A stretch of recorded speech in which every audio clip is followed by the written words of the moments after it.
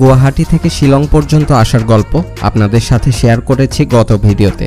আর এবারে শেয়ার করব বৃষ্টি ভেজা শিলংয়ের গল্প। মেঘালয় রাজধানী শিলং শহরের আশেপাশে সারা দিন সাইট সিন করব আপনাদের সাথে নিয়ে। আমি কিন্তু অনেক এক্সাইটেড এবারের ভ্রমণ গল্পটা শেয়ার করার জন্য। তাহলে জলদি করে এবার ভিডিওটি শুরু করা যাক।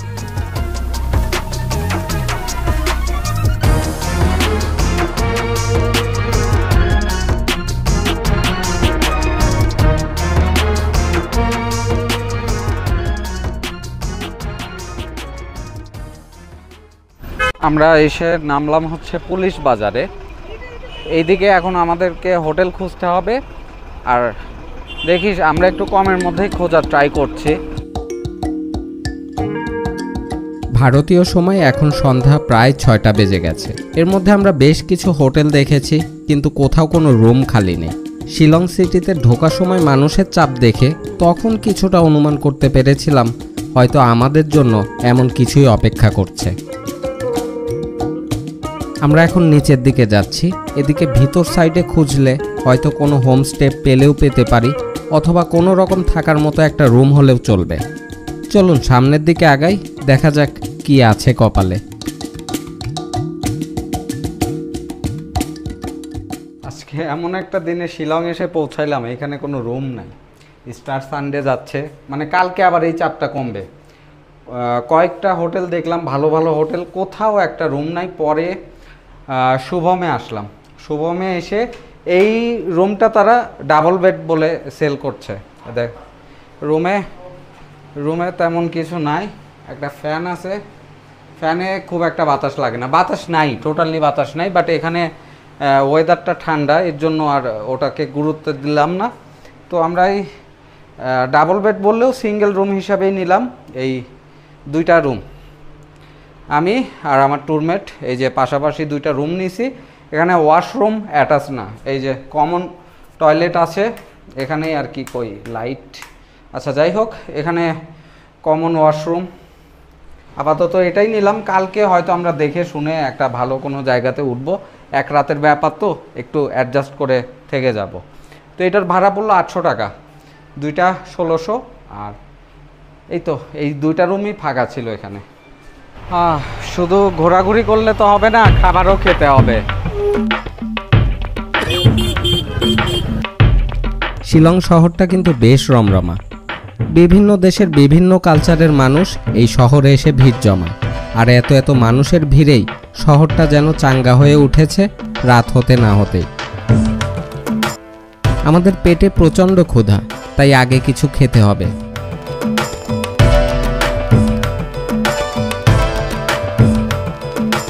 স্যান্ডউইচ আর মোমো দুইটাই খুব টেস্টি ছিল।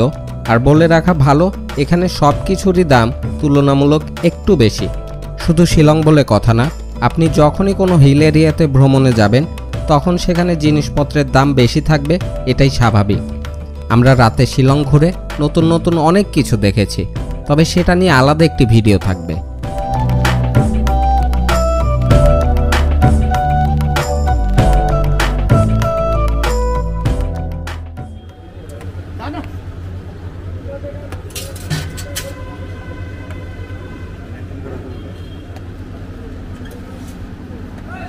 দিনের শুরুটাই হচ্ছে বৃষ্টি দিয়ে। তো আজকে আমরা মেইনলি এক্সপ্লোর করব হচ্ছে শিলং সিটিটাকে।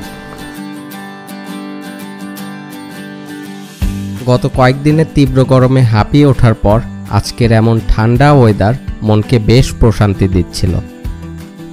আমার ট্যুরমেটের জন্য একটা ছাতি কিনছি। মোটামুটি 150 রুপিতে ছাতি পাওয়া যায়, তবে আপনারা এই ট্রিপে কেউ আসলে আগে থেকে সাথে ছাতি বা রেইনকোট নিয়ে আসার চেষ্টা করবেন।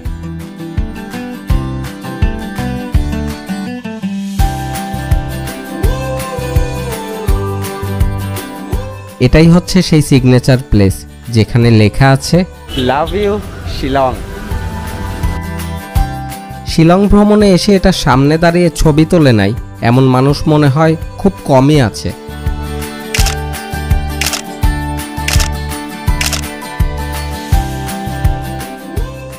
আমরা এখন একটা ট্যাক্সি খোঁজার জন্য সামনে যাচ্ছি। সামনে ব্ল্যাক কালারের যে ট্যাক্সিগুলো দেখছেন এগুলো এখানকার লোকাল ট্যাক্সি। এগুলোতেই আপাতত আমাদের সাইট সিন করার প্ল্যান। 7 प्लेस का कितना लोगे? 7 प्लेसेस और लाइट लूम कैनियन देख लीजिए। हाँ, लाइट लूम कैनियन भी कर लीजिए क्योंकि 2 दिन करेंगे ना, आपका जो फेयर है जो गाड़ी टैक्सी फेयर है हाँ। उसमें ज़्यादा पड़ जाएगा आपका। हाँ। एक साथ करेंगे तो उसमें कम पड़ जाएगा। हाँ। और 2 दिन में करेंगे तो आपका 3000 चला जाएगा। तो एक दिन में एक साथ करेंगे तो आपको 500 रुपये डिस्काउंट हो जाएगा, 2500 हो जाएगा। नहीं ये ज़्यादा हुआ। 7 स्पॉट का कम कितना लोगे ये बोलो। आपको लाइट लूम कैनियन जाना है ना, 7 स्पॉट घूमना है। 7 स्पॉट कितना लोगे? 7 स्पॉट 1500। 1500। सब चीज़ का चार्ज भी बढ़ गया ना, होटल का रेट भी बढ़ गया। कितना टाइम लगेगा 7 प्लेस घूमने को? 7 प्लेसेस 4 आवर 4 आवर में 7 प्लेस घुमाओगे। कंप्लीट है। 1500 लोगे। आप लोग वीडियो करेंगे कर रहे हैं ना, जाने भी मांग रहे हैं। हाँ, खाली वो वीडियो करेंगे नहीं होगा ना। वीडियो करेंगे तो हम वीडियो करेंगे, बाद में वीडियो करके खत्म हो गया फिर नहीं जाएंगे बोलेंगे तो नहीं होगा ना। प्राइस बहुत ज़्यादा, प्राइस तो बहुत लग गया ना पहला, उससे अच्छा लगता है। অনেক সময় তাদের সাথে বার্গেন করলাম এবং কথা বলে যেটা বুঝলাম এরা একটা সিন্ডিকেটের মতোই কাজ করে এখানে। এরা ভাড়া যেটা চাচ্ছে ওটাই প্রায় ফিক্সড, তাই খুব বেশি সুবিধা করতে পারবো বলে মনে হচ্ছে না। नहीं 1000 में चलो, 1000 रुपए नहीं होगा, सही जगह। क्योंकि देखिए आपको ना यहाँ पे जो लोकल का 7 स्पॉट घुमाना है। हाँ हाँ हाँ, और यहाँ पे सब एक साथ एक जगह में नहीं है, बाहर बाहर दूर दूर में है। ठीक है। हम आपको इसी- 1300 रुपये बोला, आप किसी को अगर पूछो। पास में होता तो हम तो पैदल ही चल जाते। अच्छा हम फोन करता है।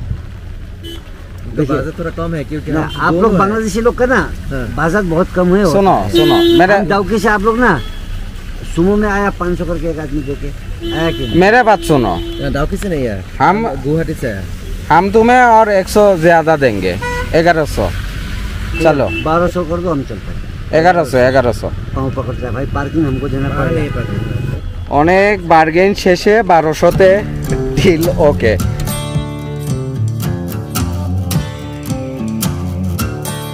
সকাল প্রায় 11টার মতো বেজেই গেল এসব করতে করতে।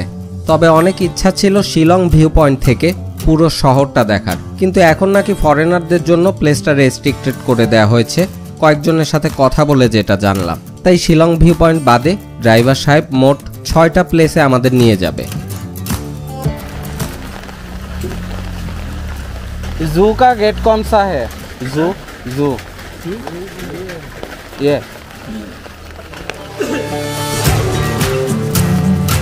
যেখানে যত টাকা এন্ট্রি ফি লাগবে সেগুলো নিজেদের। চলে এসেছি আমাদের সাইট সিনের প্রথম স্পটে, লেডি হায়দারি পার্ক। পার্কটা বেশ বড়ই, তবে ব্যাপারটা ঠিক জমছে না আসলে। লাভ লেকটা মোটামুটি সুন্দর, আর সুন্দর কিছু চোখে পড়লে আমি কি করি সেটা তো জানেনই।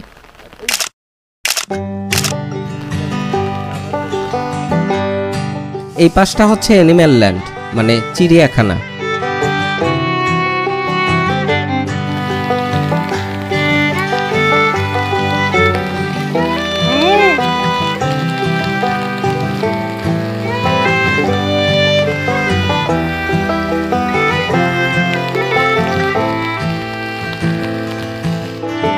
এখানে সাম্বার হরিণ আছে, তবে বৃষ্টির কারণে সেগুলো ওই ক্যানেলের মধ্যে ঢুকে গিয়েছে।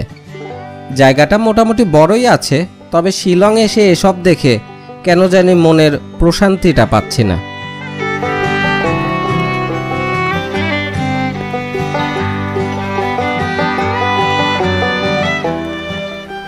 আমাদের ওই পাশটা আরও কিছু জায়গা আছে, বাট এখন আর ওই দিকে যাব না। আসলে তেমন কিছু দেখলাম না এখানে এসে, বেশিরভাগ খাঁচাই খালি। এখন আমরা নেক্সট প্লেসে চলে যাব।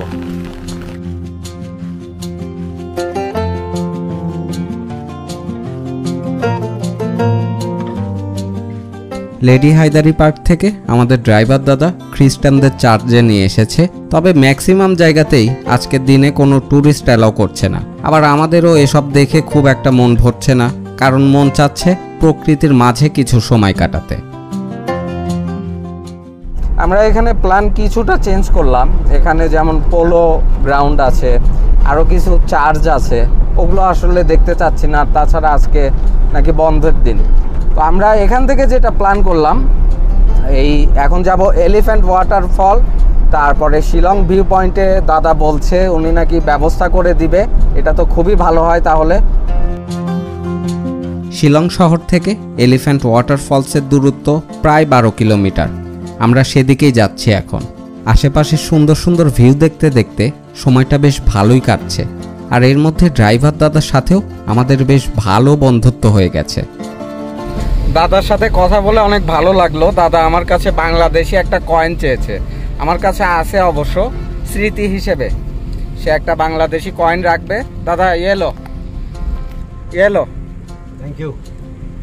मैगी खिलाएगा तो मैगी नहीं खिलाओगे? तुमको अपना पैसे से खाओ, बाहर में जाओ।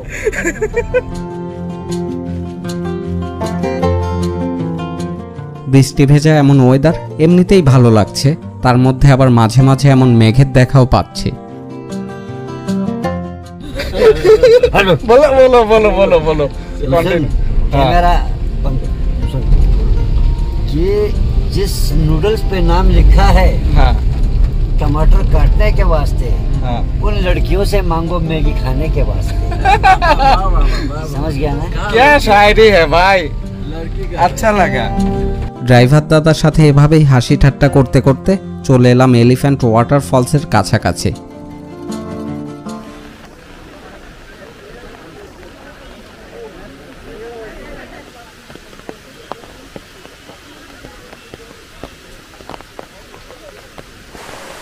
ঝর্ণার পানির শব্দ পাচ্ছেন আপনারা? এই যে দেখুন এলিফ্যান্ট ওয়াটারফলস। এই ওয়াটারফলসটা 3টা লেয়ারে আছে, বাকি লেয়ারও দেখাবো। এখানে একটা লেয়ার দেখা যাচ্ছে।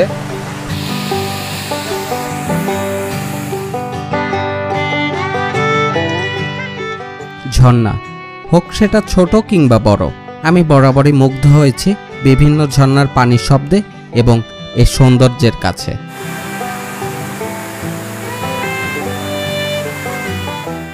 এখানে একটি পাথর বা শিল ছিল যেটা কিনা দেখতে অনেকটা হাতি আকৃতির। সেই সূত্র ধরে ব্রিটিশ শাসন চলাকালীন তারাই এটার নাম দিয়েছেন এলিফ্যান্ট ওয়াটারফলস। কিন্তু ভূমিকম্পের কবলে পড়ে একসময় সেই শিলটি ভেঙে যায়। আমরা এতক্ষণ এই ঝর্ণার প্রথম লেয়ার দেখলাম, কিন্তু আরও 2টি লেয়ার দেখতে হলে আমাদের নিচের দিকে যেতে হবে।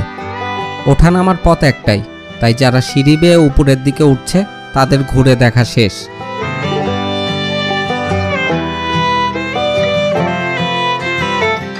আমার ট্যুরমেটের হাতে রয়েছে বিশাল আকৃতির একটি ছাতা। মানুষের ভিড়ে এত বড় ছাতা ব্যবহার করতে তার একটু কষ্ট হয়ে যাচ্ছে।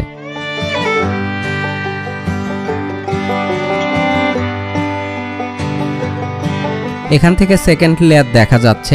চলুন আরো সামনের দিকে আগাই।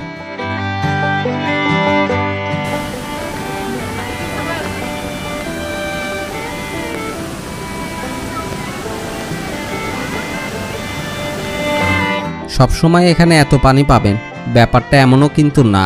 বলা চলে আমরা ভালো সময় শিলংয়ে এসেছি এবং ঝর্ণায়ও পর্যাপ্ত পানি পেয়েছি।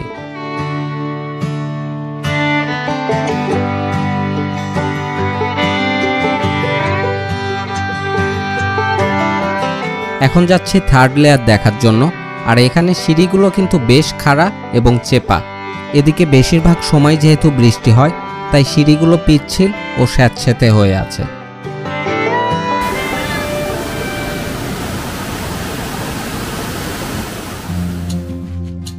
এখানে দাঁড়িয়ে থার্ড লেয়ারের ঝর্ণা খুব কাছ থেকে দেখা যাচ্ছে।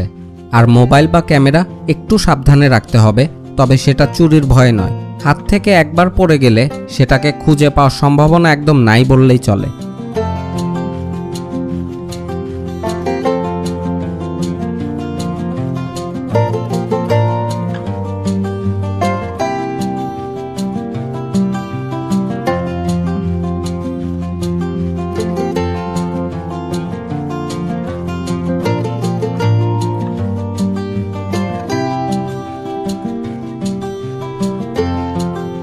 আর এই হচ্ছে ফাইনাল ভিউ। ঝর্ণার পানিগুলো ধবধবে সাদা দেখতে হলেও নিচের পানিগুলো কিন্তু একদমই ঘোলাটে। তবুও সবাই এই পানিতে একটু পা ভিজিয়ে আনন্দ করছে, কারণ ঝর্ণার পানি অনেক ঠান্ডা। যারা কখনো ঝর্ণার পানি স্পর্শ করে দেখেননি তাদের আসলে এই ব্যাপারটা বোঝানো যাবে না। নামার সময় তো ভালোই লাগলো, কিন্তু আবার এতগুলো সিঁড়ি বেয়ে আমাদের উপরে উঠতে হবে।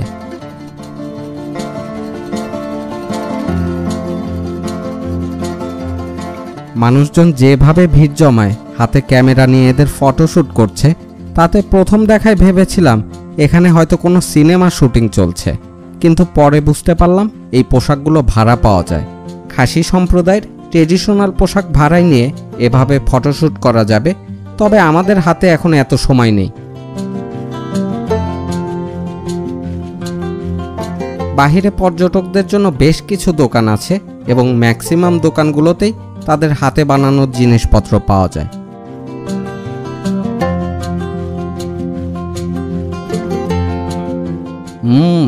এখানে আমার ফেভারিট গরম গরম পাকোড়া বানানো হচ্ছে। 12:30 বেজে গেছে, এখন পর্যন্ত নাস্তা কিছু হয় নাই। তো এখানে গরম গরম পাকোড়া পেলাম, এটা দিয়ে এবার ব্রেকফাস্টে কাজটা চালিয়ে নিই। এখন যাচ্ছি পরবর্তী স্পটে। কোথায় যাচ্ছি এবং কি দেখতে যাচ্ছি এই ব্যাপারটা এখনই বলছি না, তাহলে সারপ্রাইজটা নষ্ট হয়ে যাবে। খুব শীঘ্রই তাহলে দেখা হচ্ছে আপনাদের সাথে নতুন একটি সারপ্রাইজ নিয়ে। ততক্ষণ সবাই ভালো থাকুন।